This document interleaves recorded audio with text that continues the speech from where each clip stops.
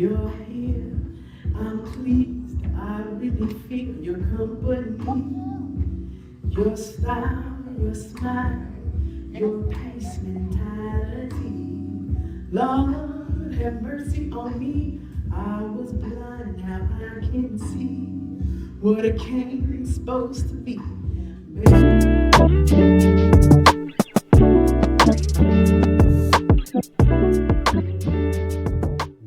Excuse me, miss.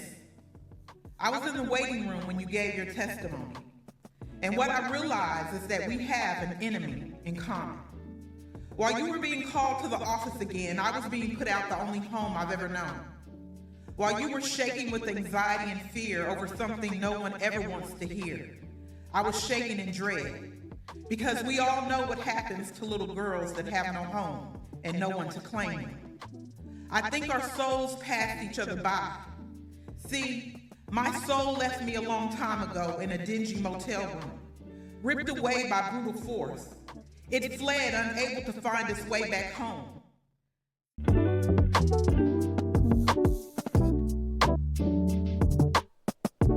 Historical people, who would you want in your seat and why? Wow.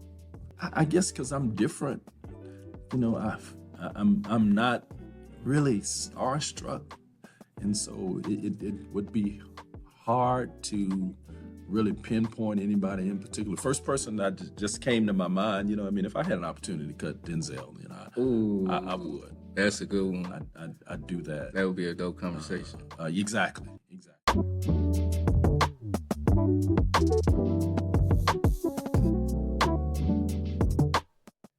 How important is diversity in your work, considering you grew up in a bilingual, bicultural home?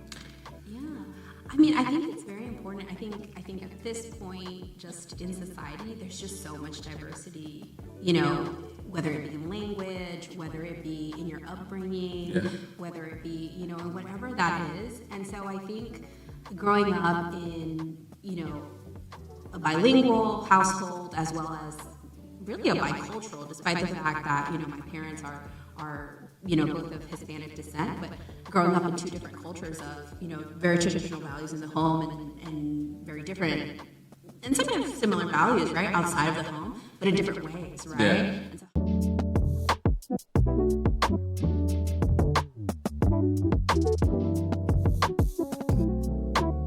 he tests those whom he loves. I pray he continues to love me till my death. I pray he continues testing me and testing me and testing me until I have no questions left. Until I can ingest knowledge and choke on lies and spit out truth with every breath. But you see, until love for what he loves and hate for what he hates is the only thing that's left within my chest. I know that I will constantly fight to love what's right because I was created with a heart that sits slightly to the left. But I'm okay with that. Because I always knew and always know that he knows exactly what is best. You see, he knew that it would only be a matter of time before I would open my eyes and finally realize that I needed to look deep down inside and pull out the divide so that my heart and my mind would collide and learn to work together.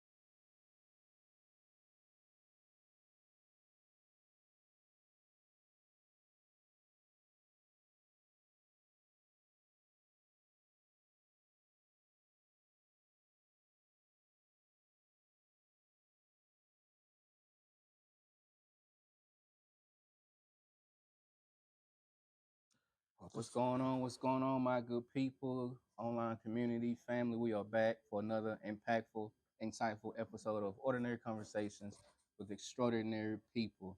I have an amazing guest on today's show, somebody that I've been knowing for quite some time. We talked a little bit offset, and so I definitely know it's going to be a powerful and impactful conversation. But nonetheless, I got to get to his introduction.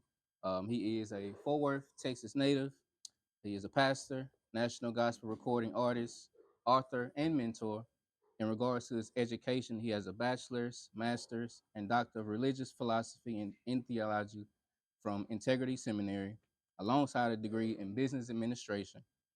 He is also a former member of the Kirk Franklin and the Family, and also featured on the platinum-selling album "What You're Looking For." And last but not least, he is happily married to Lady Darrell Blair, with gifted children who are also active in ministry as well. Online community, in-person family. Let's give a warm welcome to the one and only Pastor Darrell Blair. He made all that sound so good. I thought he was talking about somebody else at first. He was talking about me. Yeah, we talking about you. What's going on, man? What's happening? Listen, I'm doing absolutely wonderful. It's a busy season, but God is good to us. So Yeah. Same here. I didn't even know Forest Hill had a library, and I grew up in Forest Hill. Wow. We have a library. Yes, we do. We're doing something big in Forest Hill. Yes, we are. That's what I'm talking about. Yes, we are. I always like to kick off the show just allowing our guests to kind of walk us down memory lane of their childhood, their upbringing. I know you're a Fort Worth native. I am too. Grew up on the south side of Fort Worth. My grandmother, her house is still there today off Riverside and East Jessamine Street. My grandfather, who has a church still to this day on Riverside and East Davis Street, Pleasant Home. I went to Edward J. Briscoe, right next to the train tracks. All of that, man. And so I'm definitely a guy who's familiar with Fort Worth and born and raised. So just kind of walk me through your story. I'm born and raised in Fort Worth. Right. Went to Cara Pete Elementary. You don't know nothing about that. I went to South Hills Elementary before it was a high school. Wow. I went to Morningside Middle. Then I went to Hanley Middle. And then I ended up moving to Forest Hill, where I had to go to the greatest high school in the city of Fort Worth, which is the one and only O.D. Wyatt. What? Yes. I mean, there are some more schools, but we said the wonderful school, O.D. Wyatt. So that's my background. I lived in Forest Hill ever since I was 15. Wow. And my mother still stays in Forest Hill, right there on Allendale Drive. Wow. So yeah, we familiar with this area. Wow. I remember when they brought the mall, the Forest Hill Mall. I think it was a mall for like 3 days. Yeah, I heard critics in the back. It was a mall for like 3 days. Then it was a game room for a couple of days, and a church had it, and then it's been everything. So wow. I remember. Yeah. How was childhood for you as a kid? I know you were a man of many hats, author, mentor, pastor, father, husband. Childhood was interesting. My mother raised 3 children. Wow. And we didn't have a father in our home. So that was challenging for my mother because I was the only boy. Wow. And when I got to a certain age, I tried to do things on my own. But thank God for community. Yes. Thank God for community in our church home, that I was raised good and I had some good discipline from some great men who played a very important part of my life. So. Wow. I think that's important. I talked about this on our last show with Lachelle Goodrich, and she's also from Fort Worth as well. And she mentioned her childhood, but also having the importance of community. Yeah. Making sure that we have those people in our life that are helping us navigate as we're growing up. So I think that's very, it's very hard important. to do that now. Yeah. People don't want you saying unto their children. They don't want you, back then, you would get it from everybody. You get, everybody, they come outside and pop you. And then you go tell your mama, and they pop you again because you got in trouble down the street. That's a whole different ball game now. Yeah. Now we go whoop the teachers. We're going to talk bad to the principals. We've lost that sense of community, and then we want to know what happened to our children. Yeah. we have to develop uh, getting back being community. Yeah. Community is important. Yeah, So. I totally agree. And not just that, to add to that, Pastor Blair, I think also having a level of respect Level for of respect, for people. absolutely. Yeah.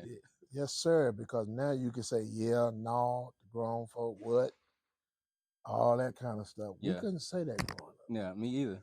I couldn't say to, if somebody said something to me and they was our elders, and I said, no, oh, you get hit in the mouth. Mm-hmm. Absolutely. Because that was a no, sir, yes, sir, no, ma'am, yes, ma'am. Yeah. And again, we've gotten away from that. Yeah, I totally agree. So.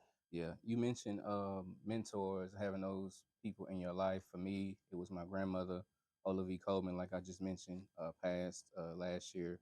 Her husband, my grandfather, Paul Coleman, um, personally and spiritually. My mother as well, who's still here today, Brenda Strickland, and just other people in the forward community that helped raise me, like you mentioned, having respect. Yes, ma'am, no, ma'am, holding the door for people when they're coming in, respecting your elders. All those qualities I learned, even being 36 years old, I still do because it's necessary. It's important. I had my pastor, the Dr. Gregory, the late Dr. Gregory W. Spencer. He was my pastor, and we had our deacons in our church. Back then, before he was pastor, he was Deacon Ron Mays, Jesse B. Franklin. Those guys kept us in line for our mother.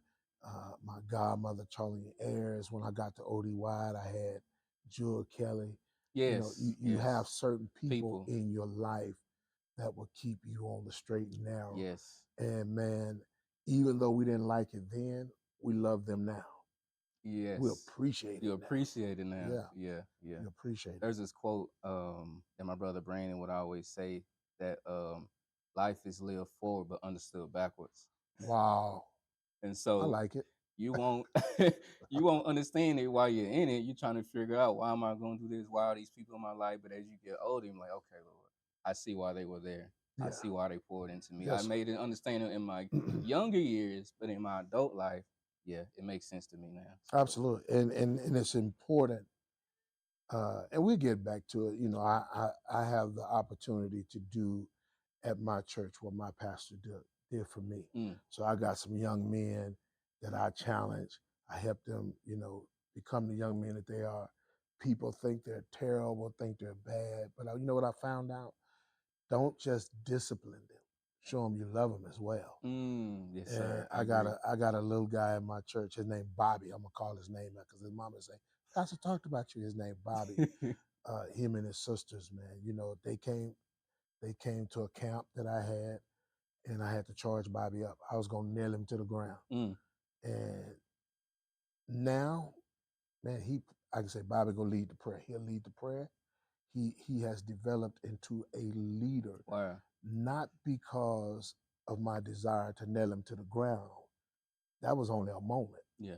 It's after that, me spending time with him, talking with him, sharing with him, being there for him. Wow. And letting them know somebody do care. Yes. And he and his sisters, man, just not them. It's a whole lot of young people at our church that they just think that I'm supposed to lead a big church, come to the youth church.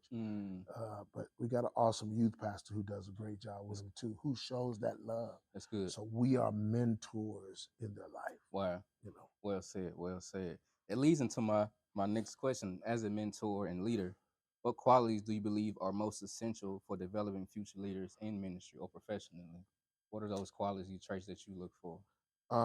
Understanding, for one. Let's be understanding. Communication is a key. And when I'm saying understanding and communication, you can say something to a kid or to anyone, and you have to make sure that they really understood what you're saying. Language is different now. The way things are said is different now. So you have to make sure that everybody is on the same page. So I think the qualities in this mentorship is, number one, you want to have great communication. You want to have understanding. And then all of a sudden you want to show that love. You want the same respect you want to be given is the same respect you should give. Yes. So that's important. Yes. I totally agree. What are some of the, mentorship programs that you guys put in place for this? We have at our church thing called Boys to Men. Okay. So that's for our young boys, and then the women have Jars of Clay. So and so we work those at time. They're actually getting ready to be reinstated into our church. And what we do is we teach in the Jars of Clay. They learn the etiquette, how to carry themselves as a young lady. Wow, that's amazing. In the Boys to Men program, we do teach them how to tie ties, teach them how to carry themselves as young men. Yeah. If you're gonna try to flirt, let's learn the right way so won't nobody get knocked out by somebody's daddy. There's another young man in our church by the name of Colton Blake. Oh, I know Colton. You know Colton? Yeah, I went to school with Colton. He has, I can't think of the name of his program, but he has a young boys mentorship program that I was able to participate with him on that. That is amazing. Man, I mean, like, it's crazy.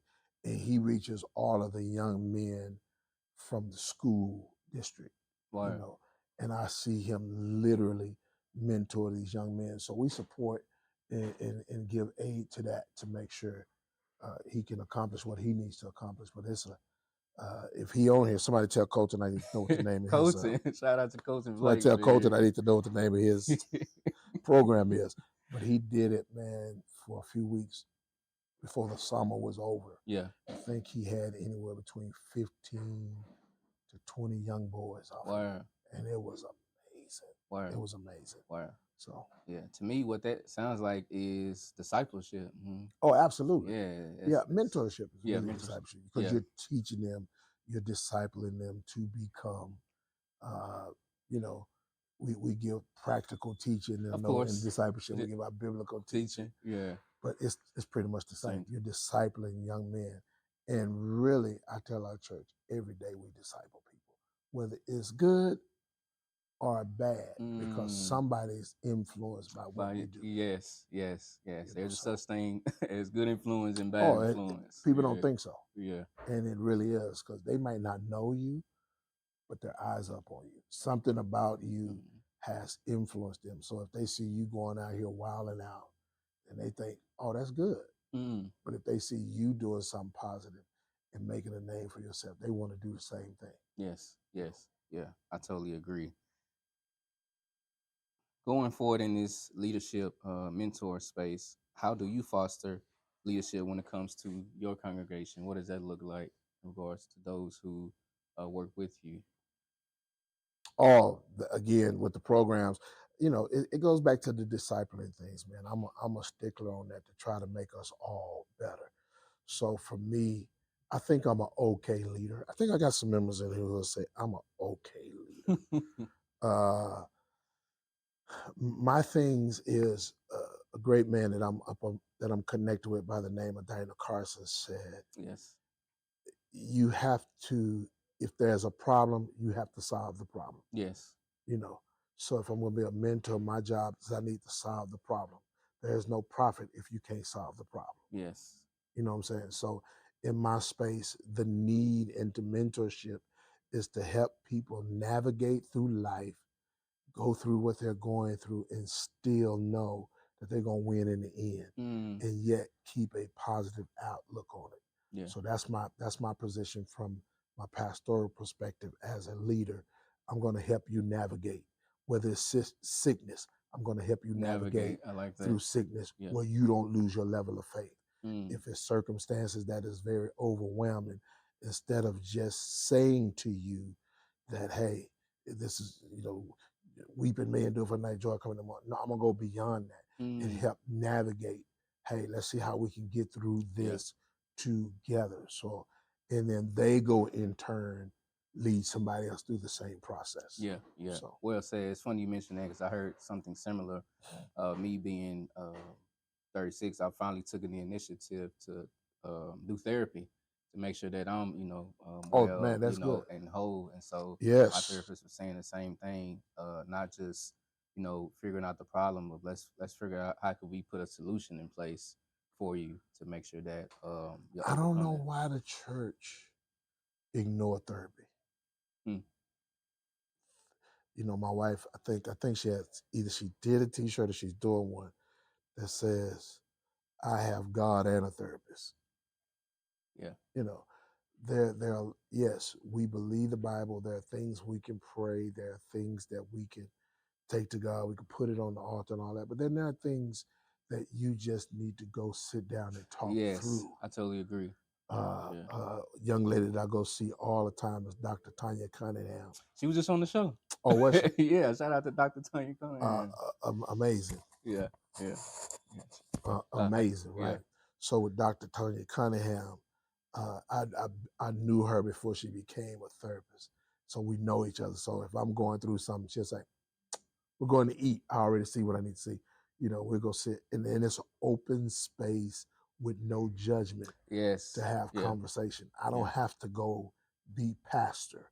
I can go be Darrell. Go be Darrell. That's so good. Yeah. And then we have our own therapist that we go named Dr. Acho in Dallas, that you go sit down. And going to therapy don't mean you're crazy. Going to therapy don't mean you got big issues. Sometimes going to therapy just means I need to come sit down and talk some stuff through. Yeah, I totally agree. Yeah. Also, even when your life is going well and you are accomplishing things, you are successful, you still need to do those necessary check-ins to make sure that success makes you go to therapy. No, I mean, because there's so much that comes with that. Yeah. And I think a lot of people don't understand, man. And I don't, my success definition comes from what my bishop called it. He said, success is your obedience to God.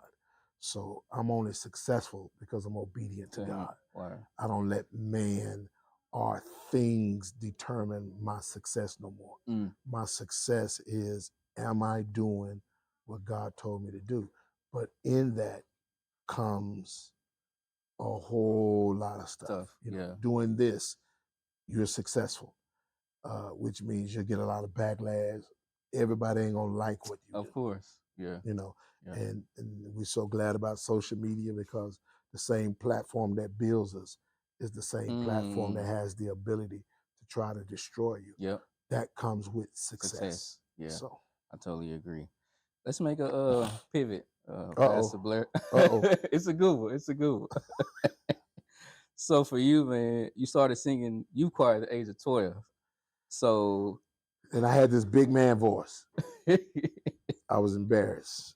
What drew you to music so early, twofold, and then how did it influence, your faith journey? Because I know you've been in the game for a while. My godmother name is Charlie Ayers. When she first came to our church, Church of Philadelphia, we had just started. We was in the YMCA. I was so drawn by her singing ability. And she was a director, she was a singer, she had a choir called the Voices of Christ. They were amazing. So, man, I'm sitting in church as a little boy. I'm into this, but other little boys ain't doing this. Right. We out doing other things. And I'm like, I'm drawn to this. So when we start they started a little junior deacon something at our church, and I sung for the first time, and I was like, wow, I think I got a little something. But again, you wasn't really drawn to that, but at our church, your mama made you get in the choir. Of course, yeah. Don't let your mama know you can sing. Yeah, I couldn't sing at all. And my mama was my first group. My mama started a group, and I was our only singer. Wow. What was that? So she made me sing with her, so I used to have to go travel with her. We were singing together at different places. And then, I was trying to get in it. I just couldn't feel it because none of the guys I knew was doing this. Wow. Now, when I went to Wyatt is when everything changed. By the time I got to OD Wyatt and I met Kirk, I met David, and man, I got in the choir my 9th grade year. I tried out for this thing called the Gospel Ensemble. And I made it. And I was like, I think I can sing just a little bit. And I got off, and then, man, Jewel Kelly started pulling stuff out of us. I met Kirk and David. We was around the piano. We started singing. Now I'm thinking, okay, this might be a little cool, But then the Winans hit the scene. Oh yes, When the Lord. Winans hit the scene, there Yeah. was a different. The Winans came, then Commission came right after that. Yeah. Oh, I was like, oh yeah, man, it's cool to sing. We ain't got to sing quartet. We can jump out there and be cool and smooth with it. So that launched me out. Wow. Great experiences. Yeah, you mentioned a few people. Actually, Miss Jewel Kelly was on our show back in the summer. Yeah, You should have called me for that show. I just needed to be in the room. Yeah, she came. Shout out to Miss Jewel Kelly. She definitely came, and she also talked about how she, was the mentor to people like you, Kurt, Absolutely. David, and Tamala, being that music director, that coach, that mentor, sharing stories of how young Kurt was and his gift to be able to play keys. Oh, she man. saw it in him at a young age. Kirk was so creative at a young age. Yeah. I remember doing a play at school, and the drummer teacher came to Kirk and said, here's the songs, but you can rearrange them however you want to. Wow. And he literally rearranged all the songs in the play. Wow. And, to us, we thought that was just natural. But we learned later he was really gifted. He was really gifted. Oh, man, he was gifted. Wow. He was gifted. Wow. Staying right there, I know you were also a part of Kirk Franklin and the Family. Before I was on my way to work this morning, I went back and listened to that album, and I heard you on What You're Looking For. That's a classic song. That whole album is great, but I'm like, this got to be him on this first verse. It sound like him. Yeah, but I was trying to figure out, and I don't know. I only sing like one line in all the songs I ever did with Kirk. It's only like one line, and everybody remember those lines. Mm. Everybody, everywhere I go, I was searching. I was like, did y'all hear Dalen's line? Y'all know what said about Dalen's line? He got a line off of there. When we did Jesus Paid All, he says, and I did, he washed them, what it is. If I remember that line, I was like, did y'all not hear all the other lines off of it? The line that y'all should have remembered was the Hallelujah line. But it was a great experience, man. Yeah. And I know you're saying that was then Kirk Franklin and the Family, but you do know the Family is still out. Yeah. They just released the whole EP. Oh, wow. I didn't know that. Oh, we'll talk about it. We just released the whole EP. Wow. And we're being played a lot on Kirk Franklin's Praise. Wow. Got a new song out there called Jesus. I Love You, Lord, today. And it is crazy. Wow. 30 years later. Wow. 30 years later. So how was it knowing that, a lot of us knew you guys back then, and also you guys being back on the scene and getting back and working and being a creator? How is that now compared to what it was back then? Oh, then it was easier. Yeah. Now it's a little harder because we ain't young no more. Mm. I'm gonna tell you the funniest thing. They're gonna probably be mad when I say this. We just did a video shoot last Monday, and I looked at the producer guy, and I said, "Hey man, I don't know my ad-libs. So what are we gonna do? Are y'all gonna cut and stop? And every time we hear something in the record, y'all want me to sing on there as an ad-lib? We go back and punch that in." He was like, "Man, you don't know." I said, "Man, I don't remember them ad-libs. We 30 years older. I got to remember sermons." Yes. Yeah. You're right, Pastor. I do not remember that. He just laughed at me. They put something together. It's going to come out there some kind of way. But I was like, when we started working, I said, man, I don't remember none. I remember like spot ad-libs or something. I don't remember the ad-libs. I know the song. Yeah. But when we go sing it live, I just sing it however I want to sing it. Wow. But we need the ad-libs to the song. I was like, brother, yeah, listen, I don't know those. Yeah. Wow. Yeah, I had no idea that you guys were still moving and shaking and also putting out a new EP. This is our first one. We just released it. Yeah. It's a nice project for our return. Yeah. We're looking for some great things to happen.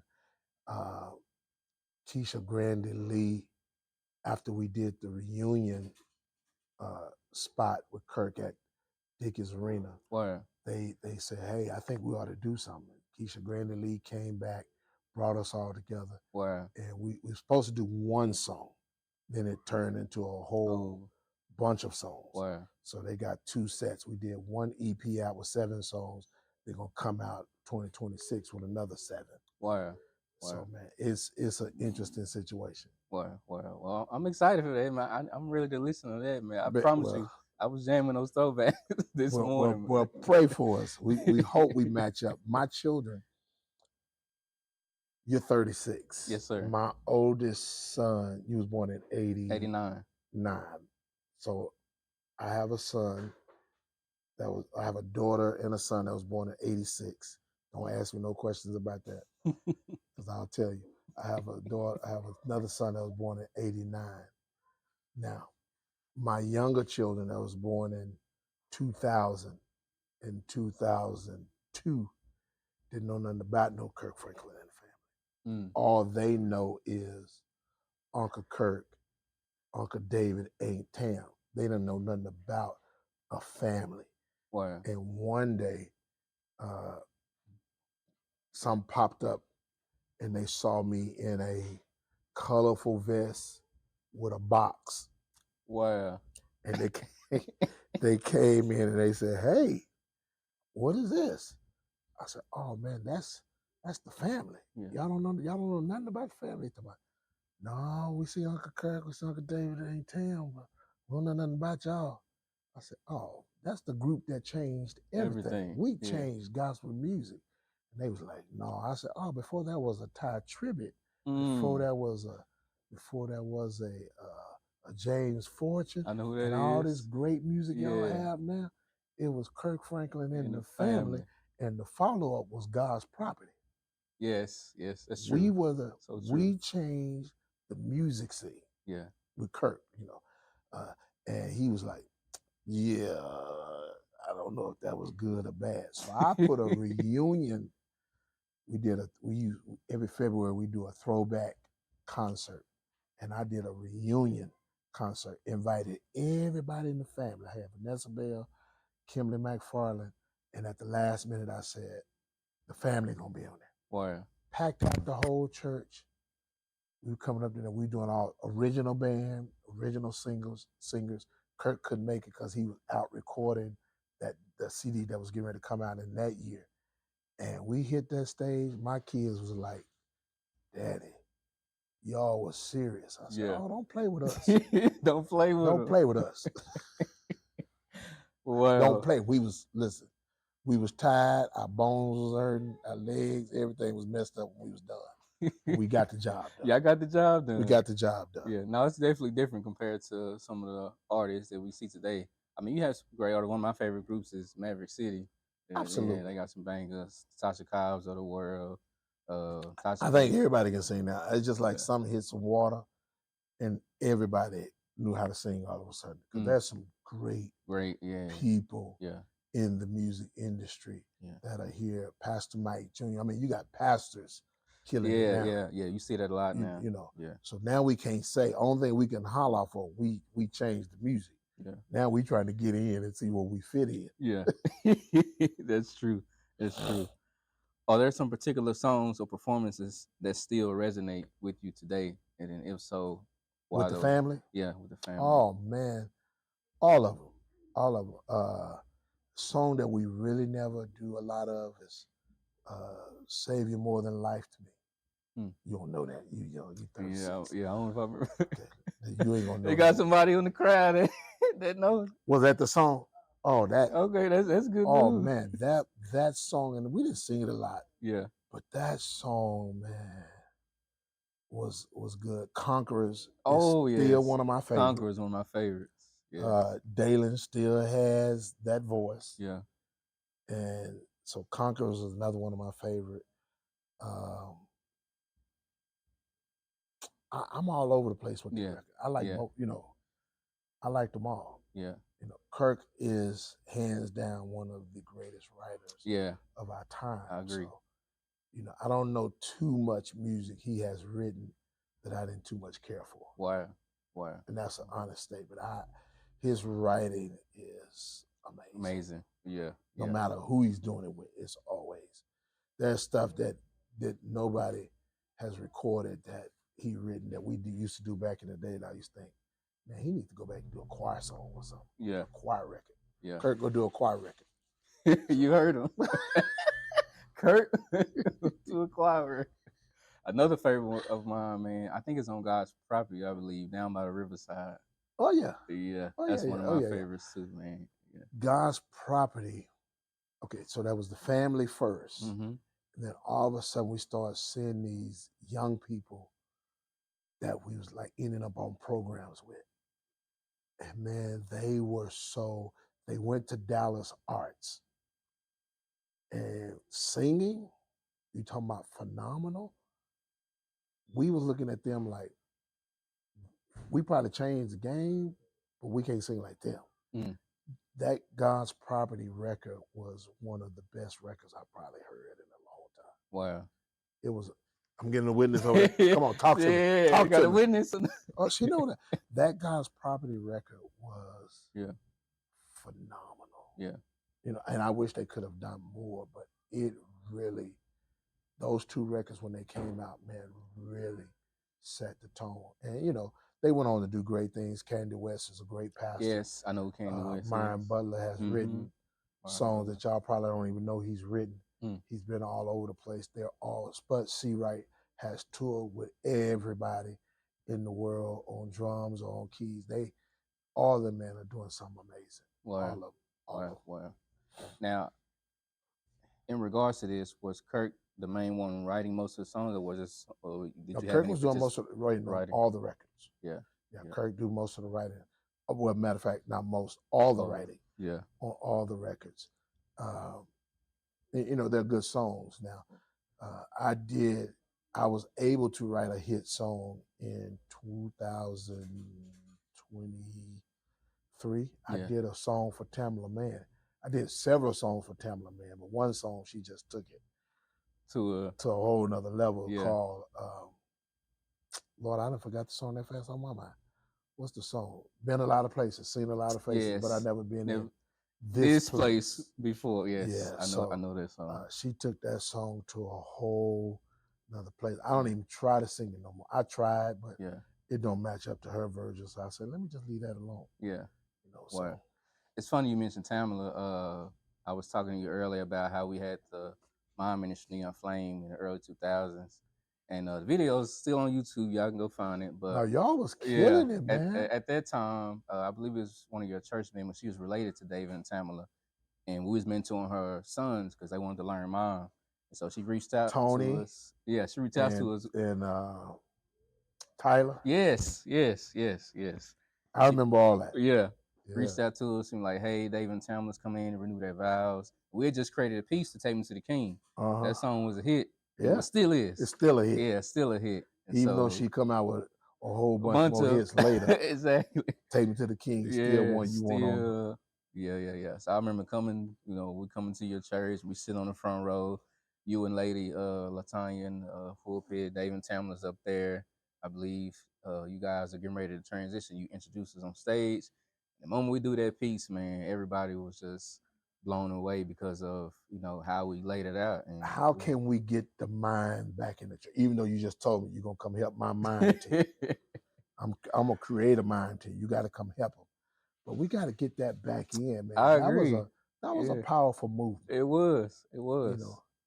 It has definitely dwindled.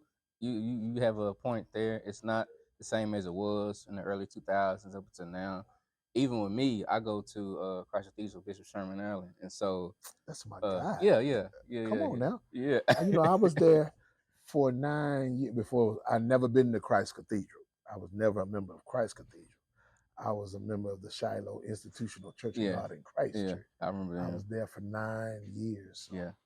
Man, powerful. Yeah. So that's where I'm at, and they didn't have a mime. Are you doing mime there? I am. I hope so. Yeah, I am. I'm still going strong. Ask him, can you come help us do some mime? I got you. No problem, man. I got you.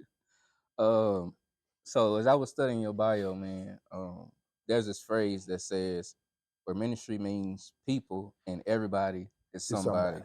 And so talk about the importance of outreach and serving those in need. And the reason why I say this is because I saw a video probably a couple of months ago, me and Rita, we were just Facebook, and we saw how you guys were serving the community. I believe it was like a food drive or something like that. Dave and Talon were in the background. Y'all were Facebook Live.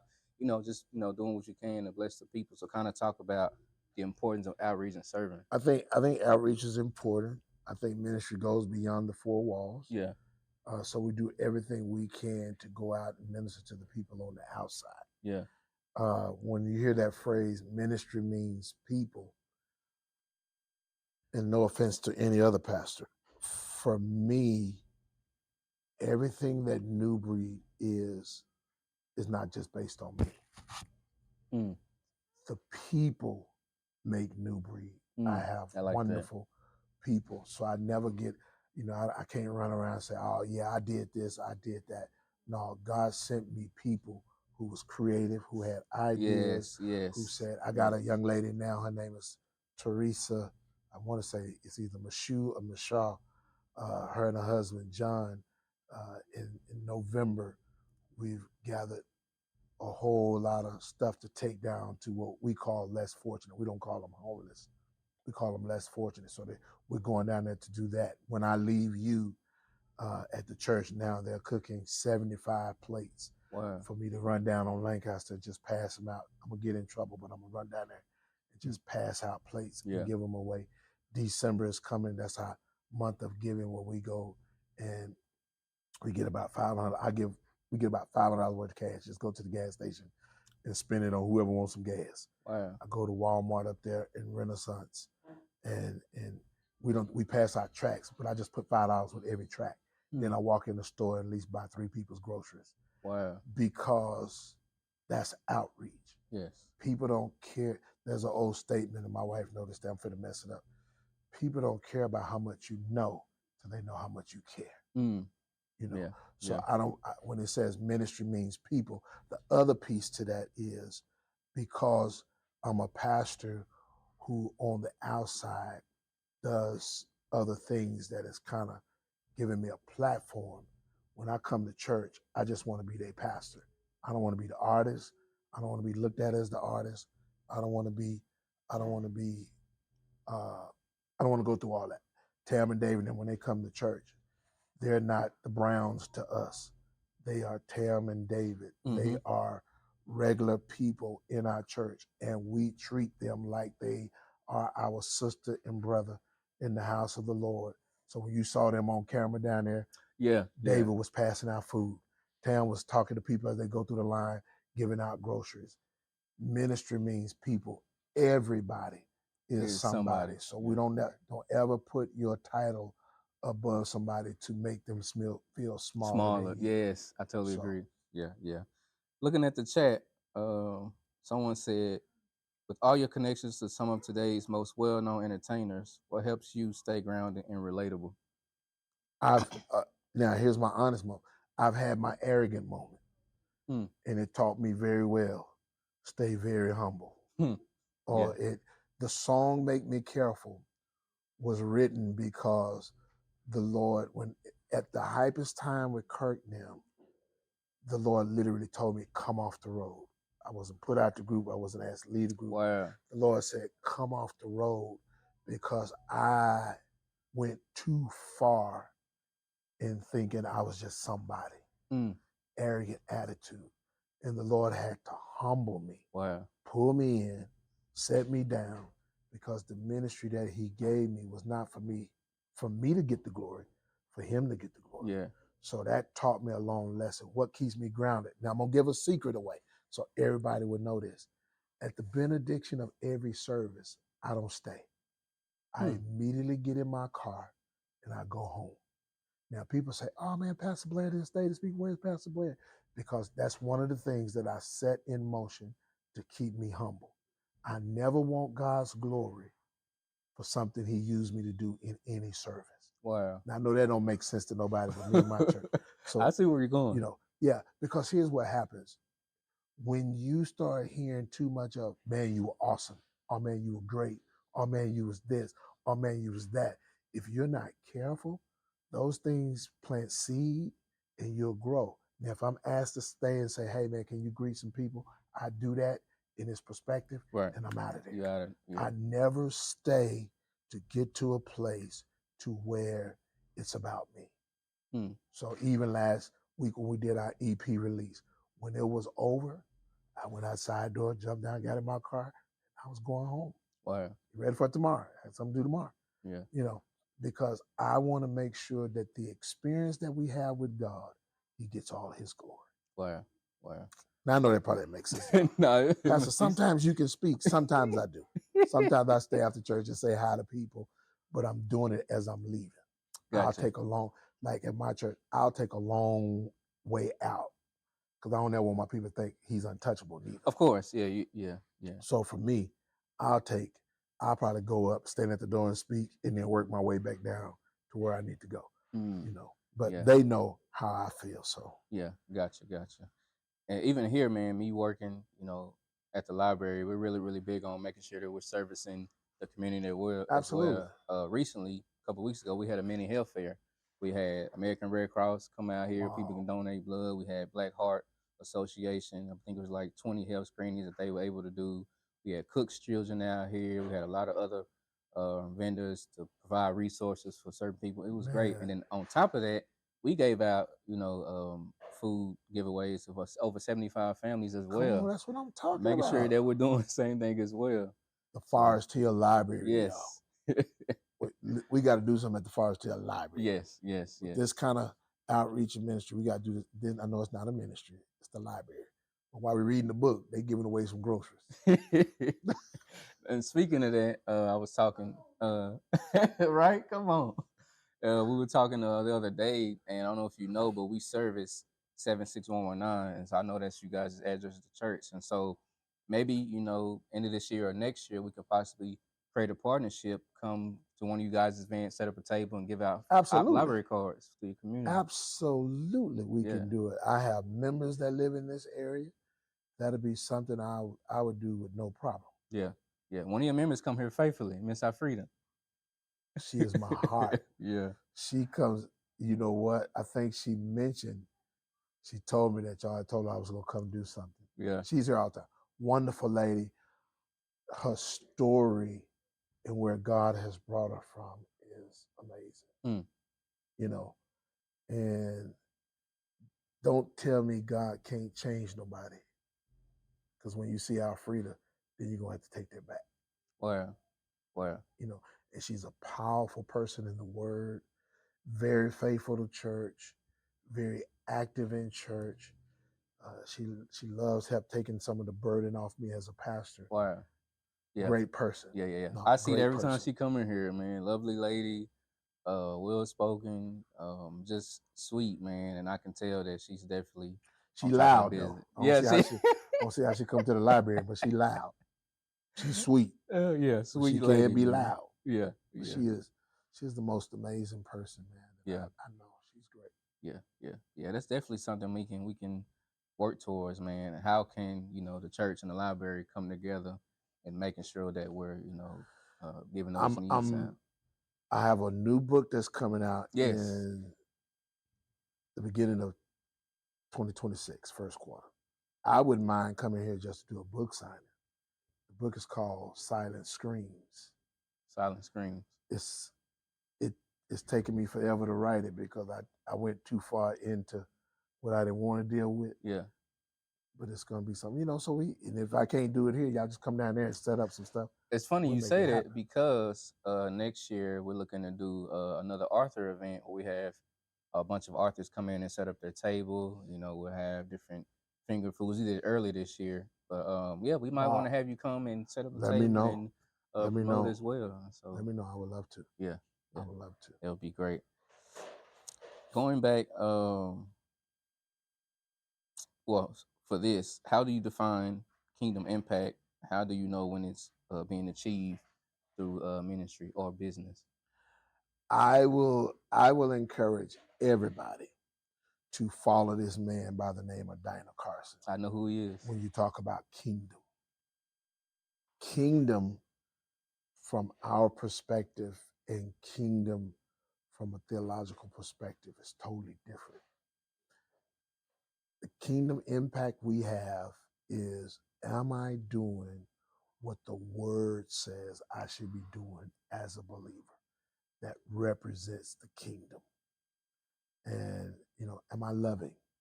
You know, am I loving? Am I am I acting as a kingdom citizen of him? So the impact I have will be the same impact that Jesus had throughout Scripture. Yeah. And when we can see that and model that, then I think we become impactful with kingdom from a kingdom perspective. Yeah. He's watching us. You know? Yes, on the daily. And Yeah. it's amazing how we can say we are kingdom citizens and yet we'll fly off and you know, you say that, you know, that I told my church this, for some reason everybody got a trigger all of a sudden. Yeah. You know, that's the thing. I got a trigger. If you trigger this, I'm going off. You trigger that, I'm doing this. There's some things that from a kingdom perspective, you can't do that because you kill your influence and your impact. And your impact, yeah. Yeah. Wow.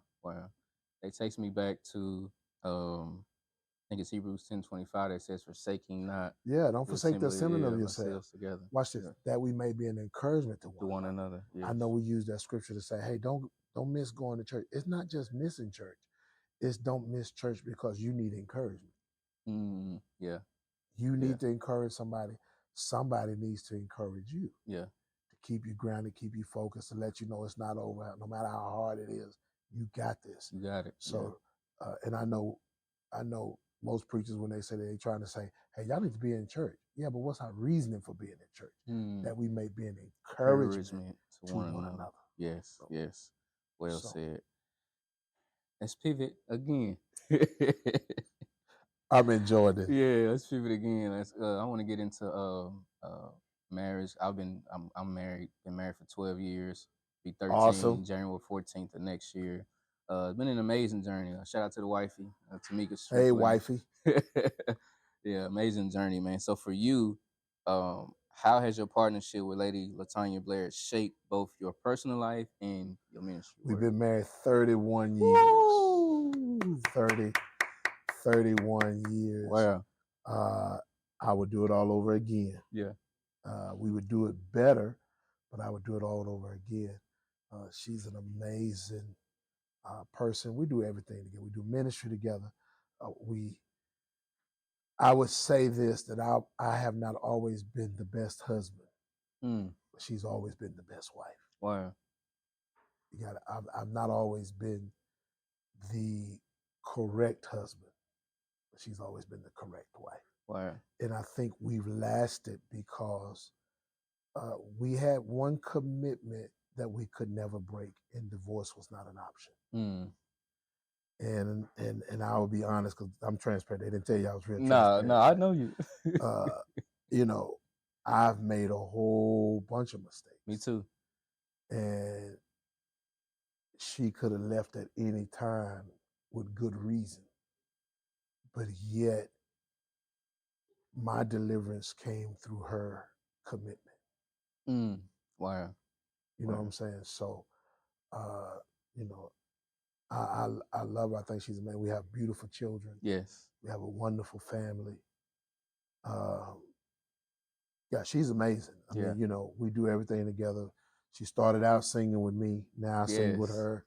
Wow. Because she sings better than me, that kind of stuff. You know, I started out pastoring and preaching. Now she's preaching, and I'm kind of almost like, yeah, I'm about to go be in the nursery or something. Because she's amazing. But she's awesome, man. Yeah. I would do it all over again. 31 years. Wow. I'm looking to get to the 50th anniversary. Wow. So we can renew our vows and do it all over again. Have fun. Yeah. And marriage requires work. Yes, it does. I totally agree. That's the best thing I can say on live, because I would go, wow, if we was that married. But marriage requires work. And if both parties are not willing to work, then there's an issue. There's an issue. So. Wow. It's funny you say that. I have this thing that I go by in marriage. I call it the ABCs of a relationship, the 3 C's specifically: commitment, compromise, and communication.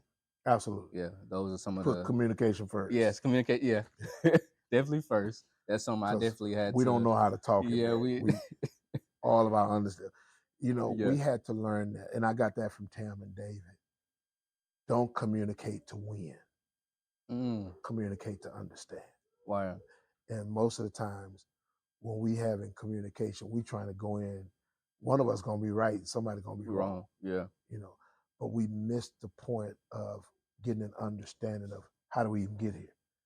What you know, outside of you being right or wrong, because maybe you said something I thought was wrong, or maybe that came off something I did. Hmm. You know, so we never really got an understanding. True. And we communicating to win. Mm. We trying to get at it. Yeah. You know. Yeah, that's something I definitely had to learn early on. Got married young, 23, both was 36 now. So Wow. yeah. Keep fighting, man. Yeah. Keep fighting. Keep make her your everything. Yeah.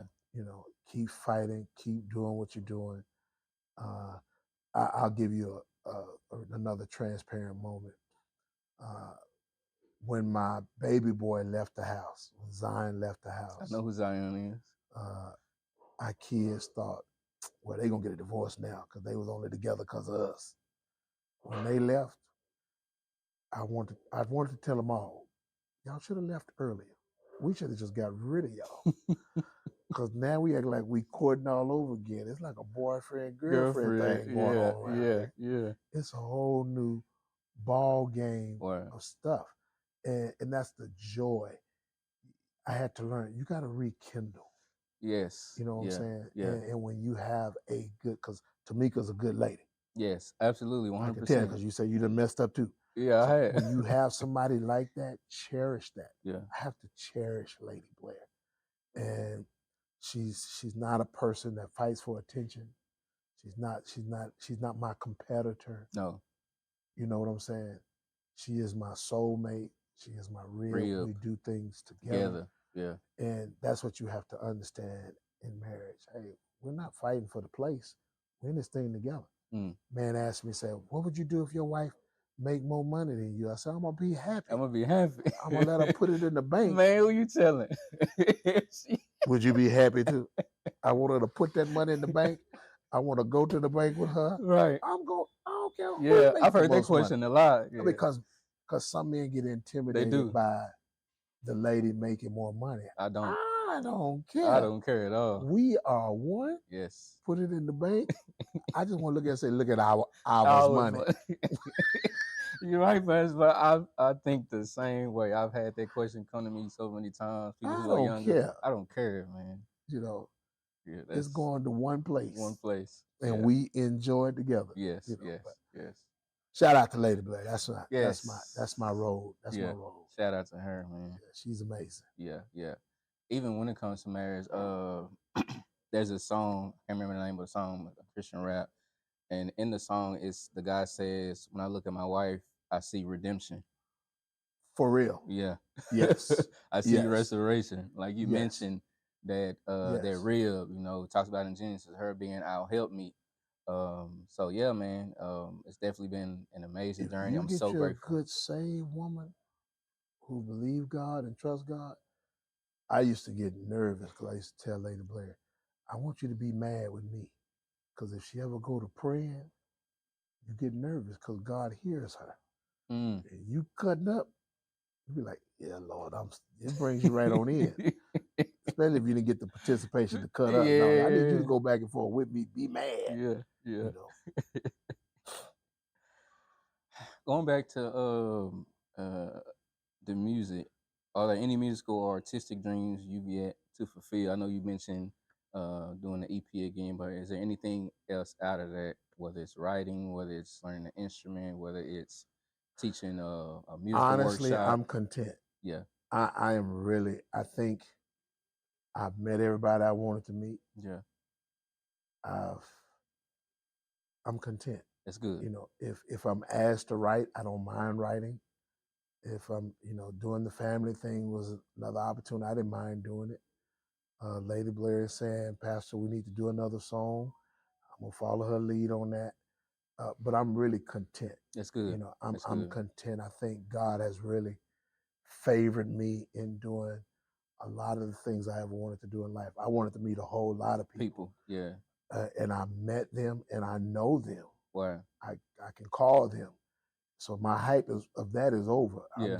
I'm content. Yes. with now, and I know I don't want to sound too spiritual, too deep, but in this life that I'm in now, I just want to make sure that I'm doing what he wants me to do. Mm. Because now, if I stay obedient to him, what he has gonna supersede what I want to do. Mm-hmm. It's gonna go beyond the stuff I thought. Yeah. You know what I'm saying? So that's where I'm at now, and I'm content with that. That's good. That's good.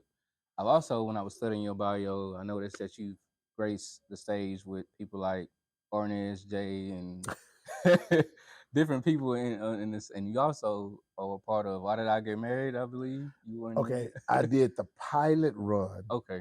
Of Why Did I Get Married? It was me, Cassandra Robinson, who used to sing in the family, Ann Nesby, BBJ, Terry Black was a part of, what's the male group name? It was a male group that Teddy Riley was in for a minute. But his name was a group of guys. Not guy, they was After Guy. After Guy. But the guy name was Terry Black. So we did the pilot run of Why Did I Get Married? Gotcha. And then 9/11 happened. Shut us all the way down. Oh, wow. We didn't even get to go back out. We did a pilot run in the summer, and then it shut us down.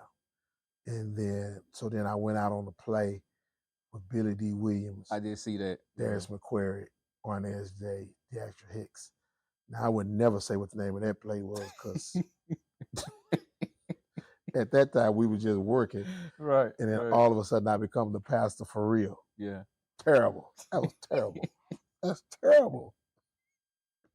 How was it, I guess, transition between working in music and working in television? How did you navigate both of those? Do you feel like they were similar in a way? No, man. For the plays, it was, once you got it, once you do it every night, it's the learning. The learning, yeah. The process to get it. Now, mind you, when I got called out to the maintenance man play, I only had 3 days to learn, and we was going up on Thursday. So I got a call on a Monday. And on a Monday, I was at work. They asked me, could I come? I told them yes. They sent me a script. Say, learn the script. Tuesday morning, you're going to catch a flight. Tuesday evening, you'll be rehearsing. Wednesday night, you'll be rehearsing. Thursday day, you're going to be rehearsing. And we'll be up Thursday night. Yeah, I was like, y'all sure y'all want me to come out on this play? So the process of it was hard. Yeah. You know, my scene with Ornez J was the hardest, man, because he a worker. He gets it done, and your timing with Ornez had to be right. Wow. And it also, my scene with Deatra Hicks was, because they professional at this. Yeah. And they was, on my first time, I was like, Deatra throwing out some lines I didn't see in my play. Yeah. You know, am I supposed to counteract? Am I supposed to go with her? What's supposed to happen? Yeah. I don't want to overstep boundaries. I don't know what's supposed to go on, because I never got a clip of what was going on. It was just out there, but it worked out. Wow. It worked out. Yeah. It's funny you mentioned that, because I'm also. And the group was Blackstreet. I knew somebody on here knew it. Okay, Glenette. Glenetta. Yeah, That Glenetta know everything. Glenetta. Yeah, it's funny because Glenette is actually going to put out a play in January. She's amazing. And I'm a part of it. I'll be one of the There's so much I can say about Glenetta. That's my sister. I knew Glenetta when she first came to Shiloh. Wow. And to see her evolve, I've always known she would have great potential. She's always been a go-getter. Yes. And I call her my sister because she's amazing. Man. Yes, she is. Yeah. So I'll probably be at the play. Yes, please. She didn't ask me to be in the play. You know, unfortunately, I didn't get an invite to the play, and it's too late now because I'm not going to do it. But I would definitely be coming to support. Yes, Some Hurts Are Beyond Tears. It'll be in January, I think 14th, 16th, and 17th. Yeah, we've been working like crazy, practicing like crazy. Miss Wilson is asking about a collaboration with Bishop Winans. I don't know what collaboration she's talking about. Help me, Miss Wilson, so I can believe answer it was in your bio. I believe it was like a leadership workship. Well, you know, I submitted myself up under his leadership. Gotcha. He is my pastor. He is my pastor, and I know all the stuff that's going on now. But I ain't afraid to say he's my pastor. He's one I've submitted to. I'm a part of Perfected Fellowship International. I'm over the southern region here, so that includes Texas, Alabama, Mississippi, Georgia, all of the southern piece. And so I'm well connected into that. That's most of my work. Where? So. Where?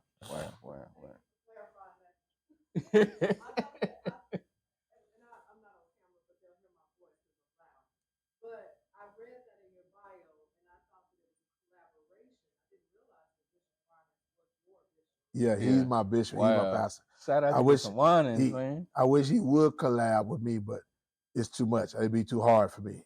It would stress me. You say you content right now. I'm content. I mean, because he is a perfectionist. Yeah. Oh man, you know, when I met him, I always wanted to meet Bishop Winans. Wow. And I was so frustrated because I met Ronald first. Me and Ronald was cool, but Ronald acted like he didn't want me to meet the bishop. And then I met BB when we was out on the road with Kurt. Yeah, with Kurt, yeah. I met him and CC. And I knew Donnie. Yeah. And none of them would introduce us. So I was just always mad. So one day, David and Tam did the Super Bowl Gospel Fest. And David called me on the phone at midnight and said, hold on. And he puts Marvin Winans on the phone. And if you know David, he plays so much. So he would say, this is Marvin Winans. And I said, David, stop playing. It's midnight. Why is you playing on the phone?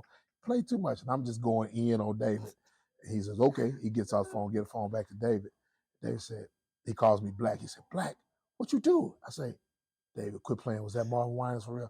Put him back on the phone. He gets him on the phone. That I'm fanning out. I'm going. Oh man. So then David decides one day he's going to surprise me. Wow. Brings him to the church for a concert. I end up blowing the surprise, but he brings him to the church. I met him.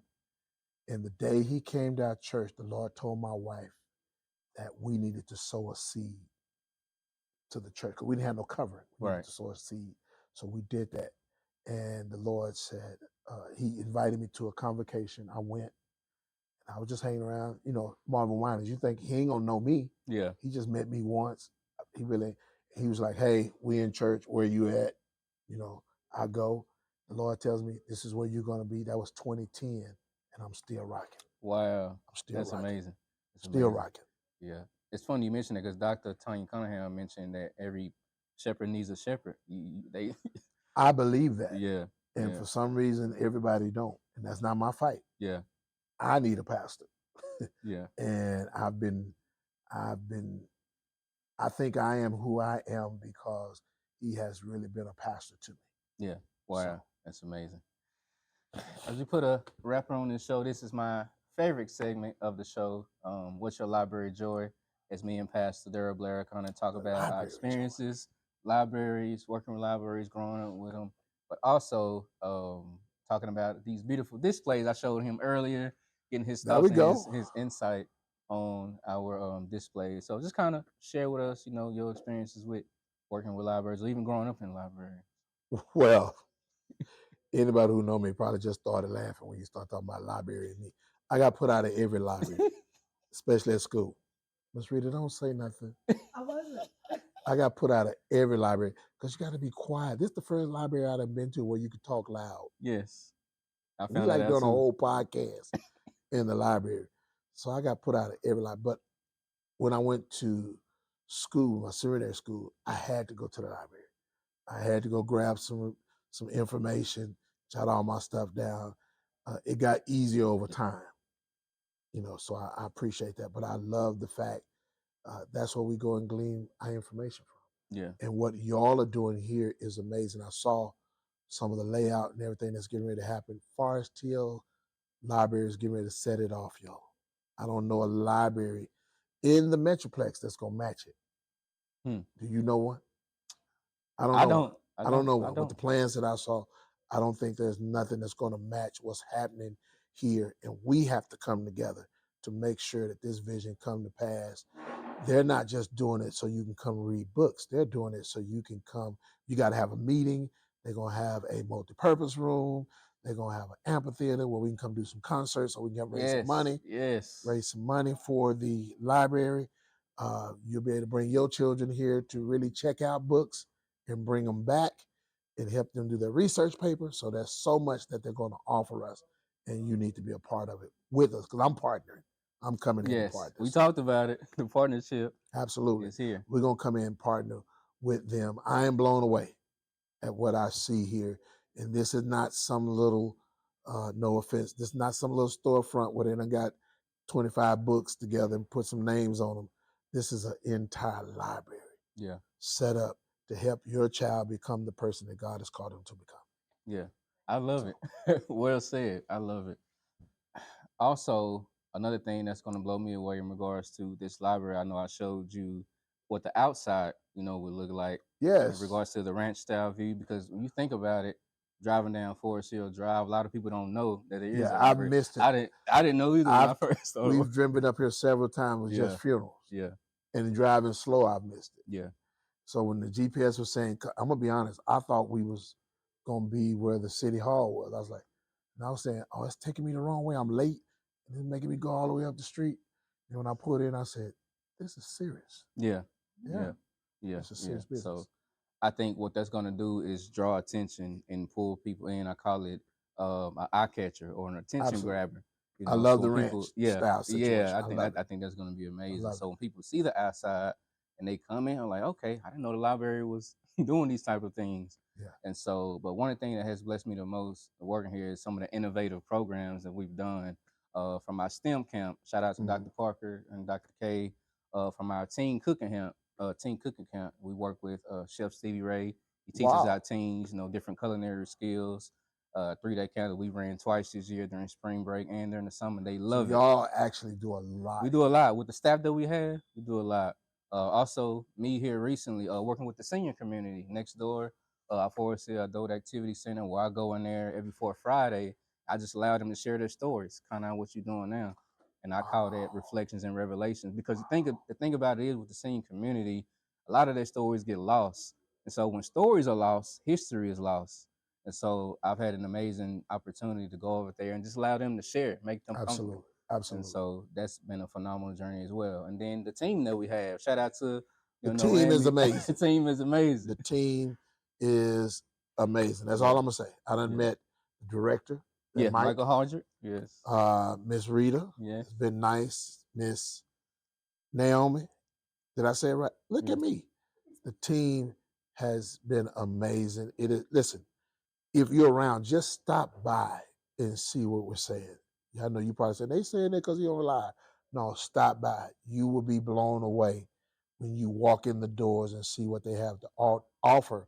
Not only that, the stuff that they've done. Yeah. If you live in Forest Hill, you should be coming through here. Yes. Because they have really impacted your community. Yes. I totally agree. Yeah, man, today has been a great show. It's been a good day. I done flew over here. I'm over here in warm-ups. I done been up since 4:30 this morning. I done been on a plane.